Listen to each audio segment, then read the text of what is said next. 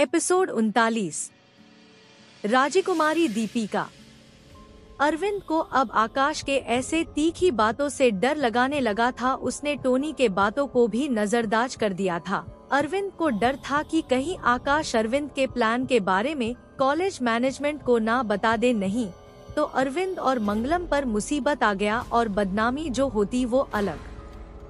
दूसरी तरफ आकाश बस अरविंद को ही घुर-घुर कर देख रहा था। उससे आज कॉलेज में होने वाले जीए मेजर ईद के बारे में जानना था। उसे मालूम था कि किसी को मालूम हो या ना हो, पर अरविंद को जरूर मालूम होगा। पर अब उसे ये समझ नहीं आ रहा था कि अरविंद से इस बारे में किस तरह पूछे। उसकी और अरविंद की बनती नहीं थी और उसे मालूम था कि कुछ भी हो जाए आज अरविंद उसे कुछ नहीं बताने वाला। पर आकाश को बार बार ये आभास हो रहा था कि आज ही गलत होने वाला है। इसलिए किसी भी सिचुएशन के लिए आकाश पहले से ही तैयार होना चाहता था। आकाश ने बहुत सोचा और हिचकिचाते हुए आखिर अरविंद से पूछ ही लिया, आकाश ओए खजूर, आज कुछ खास दिन है क्या? ये कॉलेज में इतना टेंट वगैरह क्यों सजा हुआ है? आकाश की बात सुनने के बाद अरविंद ने चैन की सांस ली, पर अगले ही पल वो आकाश पर चिढ़ गया। अरविंद की हाइट क्लास में सबसे ज्यादा थी, इस वजह से आकाश उसे बार बार खजूर कहकर चिढ़ाता था। वो कहावत है ना, बड़ा हुआ तो क्या हुआ जैसे पेड़ खजूर। इस कहावत के ही तरह आकाश भी अरविंद को ये संकेत देता था कि वो खजूर के पेड़ की तरह ही किसी काम का नहीं है। अरविंद को आकाश के द्वारा दिए गए इस निकनेम से बहुत चिढ़ होती थी। इस वजह से अरविंद मुंह बनाते हुए बोला, गधा है क्या?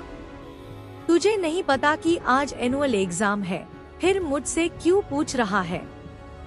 आकाश पता है, पर जिस तरह कॉलेज को दुल्हन की तरह आज डन लोगों ने सजाया है, उससे ये नहीं लगता कि कॉलेज बस एक एनुअल एग्जाम के लिए इतना तामझाम करेगा। तुझे नहीं बताना तो मत बता, सबको कुछ देर में अपने आप पता चल ही जाएगा। टोनी, ओह तो आकाश तू डस के बारे में पूछ रहा है? तो मुझसे पूछना था ना भाड़, तू यही जानना चाहता है ना कि आज कॉलेज को दुल्हन की तरह क्यों सजाया गया? टोनी की बात सुनकर आकाश का ध्यान टोनी की तरफ चला गया और वो टोनी के जवाब का इंतजार करने लगा। टोन ने हंसते हुए कहा, वो चलिए कि आज तेरा कॉलेज में आखिरी दिन है और आज कॉलेज से तेरे और तेरे जैसे नालायकों की विदाड़ हो जाएगी। ये कहकर टोनी जोर जोर से हंसने लगा और आकाश का मजाक उड़ाने लगा।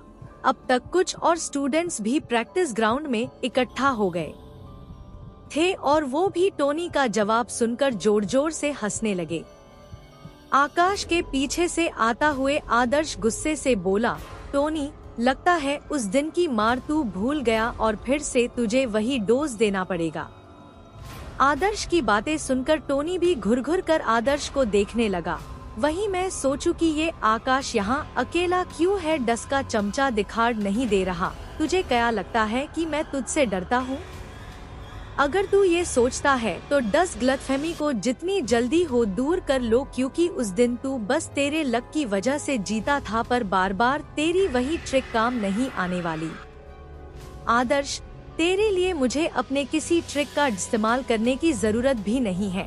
तुझे हराने के लिए तो मेरा एक स्पेल ही काफी है। जब तक तू अपने स्टार्स कनेक्ट करेगा तब तक तेरी बॉडी किसी दीवार से टकरा रही होगी। आदर्श का जवाब सुनकर टोनी की बोलती बंद हो गई, क्योंकि उसे पता था कि आदर्श जो कुछ भी कह रहा है वो सच है। वो सचमुच में आदर्श से एक्टिवेशन स्पीड के मामले में थोड़ा स्लो था। इस वजह से जब भी आदर्श से उसका मुकाबला होगा वो हमेशा डिसएडवांटेज में रहेगा। टोनी मन ही मन सोचने लगा, आखिर जब हम दोनों ने अपना मैजिक सेम दिन एक्टिवेट किया तो इस आदर्श के बच्चे की एक्टिवेशन स्पीड मुझसे तेज कैसे?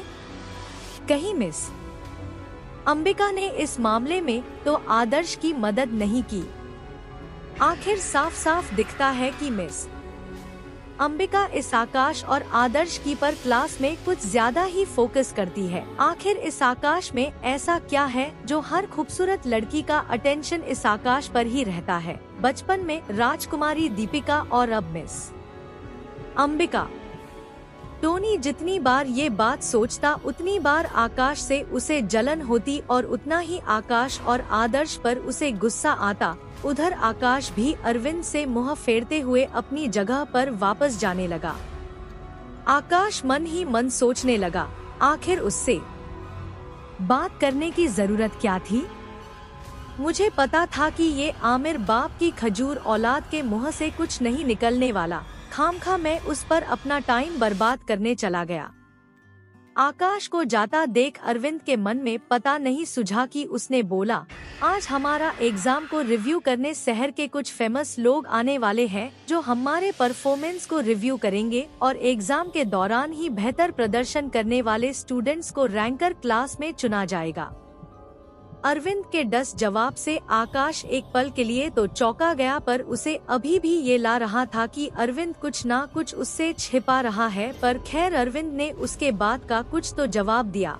धीरे चीरे सारे बच्चे अपने अपने क्लास के प्रैक्टिस ग्राउंड में इकट्ठा हो गए। कॉलेज का ये प्रैक्टिस ग्राउंड अलग अलग सेक्शन के हिसाब से बटा हुआ था, पर आज प्रैक्टिस ग्राउंड के डस्ट मैजिक बैरियर को हटा दिया गया था, जिससे स्टूडेंट को कॉलेज का बड़ा ग्राउंड देखने का एक मौका मिला, जो देखना बहुत रेयर था। कॉलेज का डतना बड़ा ग्राउंड देखकर कुछ स्टूडेंट्स हैरान हो गए। आखिर बहुत कम बच्चों ने कॉलेज में इतना बड़ा ग्राउंड को आज नोटिस किया था।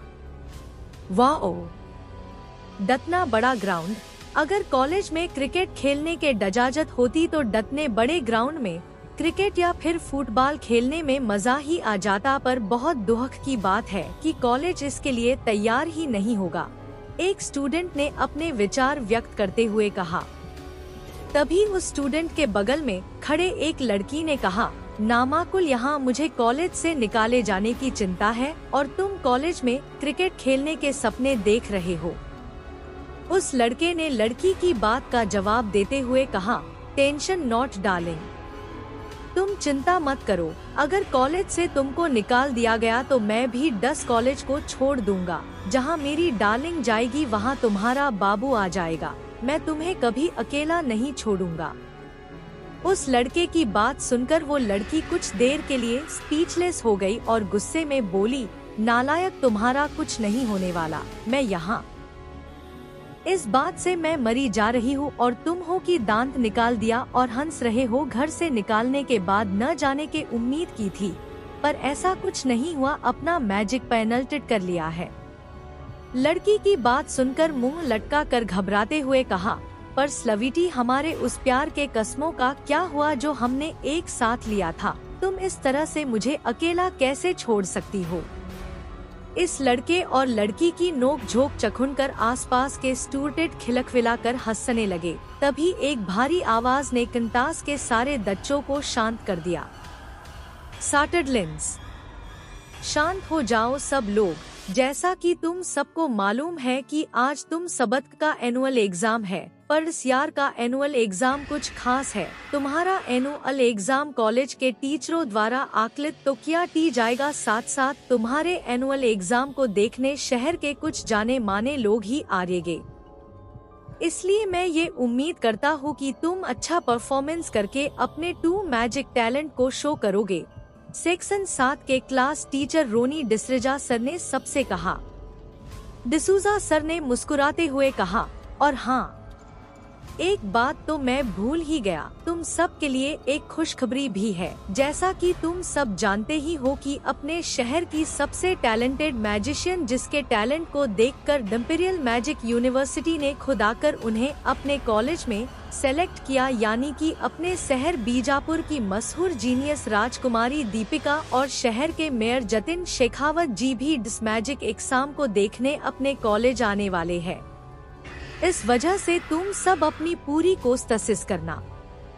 राजकुमारी दीपिका का नाम सुनते ही क्लास के सारे बच्चे एक्साइटेड हो गए, पर आकाश का चेहरा ये सुनते ही उतर गया। आकाश के चेहरे पर इस समय कई तरह के इमोशन देखे जा सकते थे, गुस्सा, दुख और मायूसी भी। क्यों आकाश का मूड खराब हो गया? आकाश अपना एग्जाम अच्छे से दे पाएगा? जानने के लिए सुनते रहिए demon king of magical world केवल Darwin Sahu Aryan RJ D के चैनल पर।